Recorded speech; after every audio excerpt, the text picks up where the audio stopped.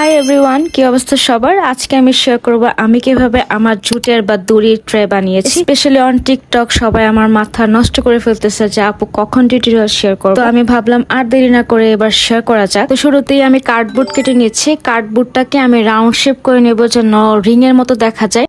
আসলে এখানে cardboard use না করা উচিত ছিল, প্লাস্টিকের রিং অথবা উডেন রিং ইউজ করা, কিন্তু ইনস্টাটা আমার কাছে এরকম কিছুই ছিল না, তো আমি কার্ডবোর্ড দিয়ে কাজ চালিয়ে নিয়েছি এবং এটাতে কোনো সমস্যা হবে না। এখন মেইন বেস বানানোর পরে আমি দড়ি দিয়ে এবং গ্লুগানের সাহায্যে সুন্দরভাবে এটাকে কভার আপ করে নিব যেন ভিতরে কি আছে তা একদমই বোঝা না যায়। এবং দেখেন এটা কিন্তু একেবারেই বোঝা যাচ্ছে না যে ভিতরে এটাতে কার্ডবোর্ড দেওয়া হয়েছে। পোর্ট্রের মেইন বেস বানানোর জন্য আমি এখানে ব্যবহার করব একটি প্লাস্টিকের ঝুড়ির ঢাকনা বা উপরের অংশ। আমি আসলে এখানে প্লাস্টিকের ঝুড়ির ঢাকনা ব্যবহার করেছি কারণ আমি চাচ্ছিলাম এটা যে মেইন বেস এটা যেন পাকাপোক্ত থাকে। এখানে ট্রে বা বই রাখা হলে যেন খুব সহজে এটার ভরটা এই ট্রে নিতে পারে, সেজন্য আমি এখানে প্লাস্টিক ব্যবহার করেছি, কোনো কার্ডবোর্ড ব্যবহার করিনি।